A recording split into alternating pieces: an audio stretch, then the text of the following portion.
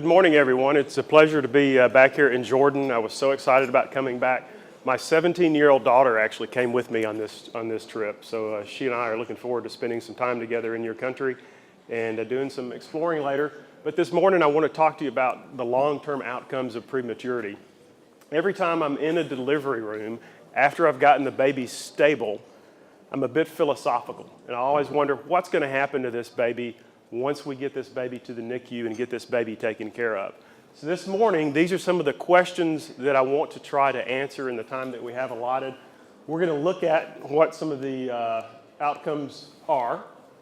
We're going to look at what other problems might occur, what health problems that these premature babies may wind up with too, and what are some things that we can do now to give them the best chance possible. Then how do we use this information to talk to families also. So what are some of the expected neurodevelopmental outcomes that we might see for these babies? When we talk about these neurodevelopmental outcomes, these are the things that we are talking about. Things like cerebral palsy, developmental delays, cognitive or intellectual disabilities that these babies may have, visual and auditory deficits too. And these are frequently going to be measured by tests that look at the mental and psychomotor developmental indices, as well as some cognitive or IQ testing. So these are some of the terms that we're going to be using today as we talk about this. When we talk about cerebral palsy, just remember that this is what we're talking about. This is a non-progressive neurologic disorder, and these babies are going to have abnormalities in their posture and tone. They're going to have reduced functional skills. There's going to be a range of severity with these children that have cerebral palsy. And these manifestations may change over time too. And this is something we're going to see as we begin to look at these studies. Let's talk about how good we are at trying to look into the future with some of the tests that we have available. And the first and most common one that we use is the cranial ultrasound. Now, surprisingly, the large studies, when they have looked at this in the past, it does not do a very good job of helping us look into the future. Approximately 30% of those kids who have a normal cranial ultrasound may wind up developing cerebral palsy. And this one study by Hack and his group found that 40% of children that have an abnormal neurological exam had a normal cranial ultrasound, and 50% with an abnormal cranial ultrasound had a normal neurological examination. So this has limited prognostic capabilities for us, and this is a relative predictor of what the outcome is going to be. So that's one of the things that I want you to remember as we move forward and as we use this information in our clinics. What about those babies, though, that have a grade 1 or grade 2 intraventricular hemorrhage? In the past, when we have seen this, we've told the families, you know, this is probably not something that you're going to have to deal with too terribly much. But surprisingly, if you look at this information, these children are about twice at risk for having some type of developmental delay, as well as cerebral palsy and deafness compared to those babies who have a normal cranial ultrasound. What about the grade 3 or grade 4 intraventricular hemorrhage? If you have to have that instrumented, if you have to have a shunt to treat the problems with post-hemorrhagic hydrocephalus, your risk of cerebral palsy and those long-term outcomes go up significantly compared to those children who don't have post-hemorrhagic hydrocephalus and have to have a VP shunt placed. Surprisingly though, 14% of those kids who did get shunted, who had post-hemorrhagic hydrocephalus, wound up having normal function. So just because post-hemorrhagic hydrocephalus occurs and you have to be instrumented, doesn't mean that you may not have a chance to be what we would consider normal. The neuro study was one of those critical studies that looked into this information to give us outcome data and how we can do in predicting the outcomes of these babies. The late cranial ultrasound is one of those things that can be helpful. And if you look at this information, normal late cranial ultrasound versus those babies who did have an early cranial ultrasound that had a grade 3 or grade 4 bleed that did resolve, their outcomes are actually pretty similar. So just because you have an early cranial ultrasound that showed a very significant bleed does not mean all hope is lost. You may have a normal outcome. When you look at those babies that had ventricular enlargement or cystic periventricular leukomalacia that developed, you can see the risk of having a significant long-term outcome, detrimental effects of that goes up quite significantly. MRI is something else that we use to give us some prognostic ability into these babies, to give us an idea of what may happen. Surprisingly, a normal MRI versus those babies who have mild white matter abnormalities to moderate white matter abnormalities, their outcomes are actually fairly similar. It is that baby that has the severe white matter abnormality that you really have to worry about. So when you see this on your imaging, this can give you a clue into what your follow-up needs to be and what their outcome may be as we attempt to look into the future. So what can we take home from this information from these studies? That early cranial ultrasound has very limited predictive ability. That's one of the things I want to make sure that you remember. MRI is a superior tool to that cranial ultrasound, but it is far from perfect. About 17% of those babies who had severe white matter abnormality in the MRI were unimpaired or mildly impaired at follow-up, and that's pretty astounding. Typically when we see those MRIs with the severe white matter abnormality, we sort of think all hope is lost, but there's still a chance for those babies to have good outcomes. And it's those things that we do in the neonatal intensive care unit and those things that these babies are exposed to before their birth that is the big factor in how they're going to do long term. All right, let's breeze through very quickly some of these long-term studies and look at these babies at various points in their development and see how they did. This is one of the largest meta-analysis that has been published so far. About 10,000 infants followed up to 3 years of age in 3 large international studies. And if you look at this right here, the 23 and 24 weekers, surprisingly, still have a very good chance, 50% chance or greater, of having no disability to a mild disability. Okay, so we're actually doing pretty good. And remember, these babies were cared for over a decade ago. How about as they get older? Some of our friends in Sweden have followed these babies up to 6.5 years of age and shared this data with us. 66% when they're 6.5 years of age have no disability to mild disability. Here's what's very interesting about their study though. They found that this disability changed over time. Remember what we talked about earlier with cerebral palsy, and that these manifestations may change. In fact, in this study, what was unique about it is they followed these kids at 2.5 years of life and knew what their outcome, knew how they were doing at that point, and then got to see them again 4 years later at 6.5 years, and they found that 32% of the kids had gotten worse. 6 of them had gone from no disability to severe disability in that time frame. So I just want you to take this home too, that these manifestations change as these children age. 10 years of life, we're able to do some relatively sophisticated testing with these babies.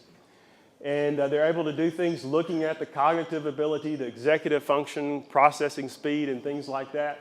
And they found that a significant number of these kids, greater than 50% at 10 years of age, have some of these deficits, specifically in executive function.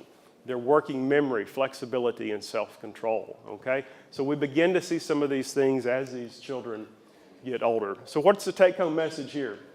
Imaging studies are helpful, but they're far from perfect. Severe disability is relatively rare unless you are very premature. Okay, disabilities can change, improve, or worsen over time. And one thing to remember, these babies were born almost 1 to 2 decades ago. We don't know how we're doing right now at this very moment, and that's important to remember. What other problems may occur? There's some hidden disabilities that can occur with these babies too. Some things that we don't notice until they get older, as we're talking about. Specifically, one of these is IQ. It appears that for every week you're born early, you're going to lose a couple of IQ points. Okay, and that's something to recall, to remember. These learning disabilities, if you're a very low birth weight baby, you're going to be less likely to finish high school when you're compared to your peers. There's going to be some other possibilities too, some things that fall in that autistic spectrum disorders. They're about 2.5 times more likely to have autistic spectrum disorders, 2 times more likely to have ADHD and other behavioral problems, as well as other emotional and social problems. Some researchers have described this, an actual preterm behavior phenotype that seems very common to occur in these very low birth weight babies. They're frequently inattentive, they're introverted, they may have anxiety, they're very rigid thinkers and don't like a lot of change to occur in their life, and have a lower tendency for risk taking. So for some of you who are general pediatricians that see these preterm babies, maybe you're thinking of some of the kids that you have in your clinic. Late preterm infants. These are those babies that look like the big term babies, but they function like preterm babies, and they're much more at risk for having some of these problems too.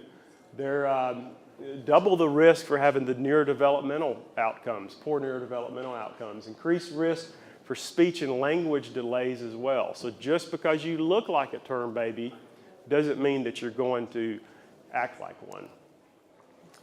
So how do we answer this question? This impact of prematurity may be hidden for many years. Okay, we may not see this until far later in life. There's problems that can arise with their emotions, behavior, learning, and even though these preterm infants look like term babies, they don't act like it. Other health problems. What else might we see in these babies that they have to see our subspecialist friends for? Cardiovascular is one of those big ones. There's some changes that take place to the arterial stiffness, to the function of the heart. And so as these babies get older, they're going to have risk for long-term complications related to their cardiovascular system, like hypertension and other cardiovascular diseases. The kidneys are also affected. And so they're going to be, again, at risk for hypertension, chronic kidney diseases, metabolic outcomes. They may get to see Dr. Russell over here for their reduced insulin sensitivity and their risk for type 2 diabetes as they get older. And of course, our pulmonology friends are going to be following these babies too, because their lungs are going to be impacted long term. And they're going to be at a far greater risk for having chronic obstructive pulmonary diseases and things like that. So how do we answer this question? This is one of those somewhat great unknowns, and we've already mentioned epigenetics this morning, but we're doing a lot of things by these babies being born early and what we're exposing them to in the neonatal intensive care unit that turns on and off certain genes and may make them more at an epigenetic risk for some of these long-term problems. And that is really a great unknown, because we haven't been saving babies this small for a long enough period of time to figure some of these questions out. So how can we give these babies the best outcome possible now? What are some things we can do? There are some modifiable risk, some quality improvement things we can work on in our neonatal intensive care units to give these babies the best possible outcome. We can do our best to use ventilation strategies and other things like that to decrease the risk of chronic lung disease. Babies that are on ventilation and on oxygen for long periods of time are more at risk for having long-term neurodevelopmental problems. Making sure we're decreasing or having good practices to decrease necrotizing enterocolitis and decrease our infection risk also plays a big difference, because when those babies are exposed to those inflammatory mediators, their likelihood of having a low MDI or a PDI goes up significantly. So that's a modifiable risk we can try to change. Retinopathy of prematurity is another one. Babies who develop any degree of retinopathy of prematurity are going to have a smaller cerebral volume, as well as have a decreased PDI and MDI when they're measured at a later period of time. Human milk is great for human babies. Cow's milk is great for baby cows. So we need to try to make sure we're giving human milk to human babies, because those long-chain polyunsaturated fatty acids are so important in neurogenesis. And it's been found that you actually get a bump in your IQ when you get breast milk for a long period of time. And it helps decrease the risk of some of these other problems that we've mentioned too. Caffeine. It's one of my favorite drugs, and one of the things I look so forward to when I come to Jordan is getting some delicious Arabic coffee, which I need right about now after a long plane ride last night, because caffeine is a neuroprotective agent. Okay, we used to think a little bit of caffeine is good. Now we're starting to think in bigger doses. Not only does it decrease chronic lung disease and help treat apnea, but it actually decreases the incidence of some of these developmental coordination disorders. And a study that just came out last month in pediatrics was that it actually decreases the significant neurodevelopmental impairments that may occur in these tiny babies. So caffeine is a great drug to use. As talked about earlier, we want to make sure we look at other preventative measures. The antenatal betamethasone, make sure our obstetricians are using that. We want to make sure we are trying to decrease the steroid usage in our babies too, because the steroids we use in the neonatal intensive care unit may have an impact on these babies' long-term outcomes too. Pain. Our babies are exposed to a lot of painful procedures in the neonatal intensive care unit. We want to try to minimize these or decrease these as much as possible, because that pain can alter the developing brain, as well as some of the drugs that we sometimes use to try to blunt these painful processes that the babies are undergoing. So opting for sucrose solutions, for deep pressure touch and holds, to try to help the baby be more comfortable in these situations may actually be better for their brain long term. Erythropoietin, we're learning that this hormone is so important in protection of the brain. It's certainly in hypoxic injury, but it appears also to be protective of the preterm brain in other circumstances, because it actually helps regenerate and repair the brain when it's been injured. There's been one meta-analysis that has looked at this so far that favors using erythropoietin in our tiny babies to help decrease the risk of these these detrimental long-term outcomes. And I think as more information develops here, and some important studies are going to be completed this year and into next year, and as we get more of information, we're going to find that this very cheap method of treatment is very effective in helping protect the neonatal brain. Some of the things that we can do too is in our environment and what our neonatal intensive care units look like. Trying to make sure we're avoiding bright lights by maybe just some simple covers over the incubators or isolettes, so that we don't interfere with the sleep-wake cycles of the baby, that we may help decrease retinal injury. Paying attention to the loud noises that occur in our neonatal intensive care unit. We unfortunately have a fairly loud neonatal intensive care unit at times, and a lot of times that's due to the physicians and nurses talking and making jokes and stuff like that. I'm glad to hear you do it here too. So we need to pay attention to what we do and how we can contribute to this environment. Position and handling is so important. A lot of times when I visit neonatal intensive care units, and sometimes in our own neonatal intensive care unit, we see babies in sort of this frog-legged position.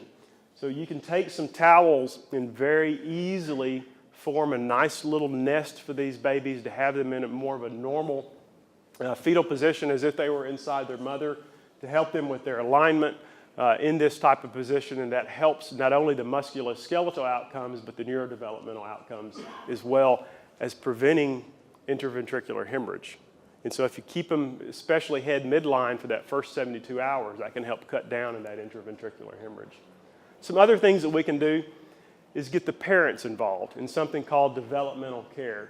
And this is important because the parents learn to pick up the cues from their babies and get involved in the care of their babies, and help get involved in clustered care, and to help their babies through stress and difficult procedures.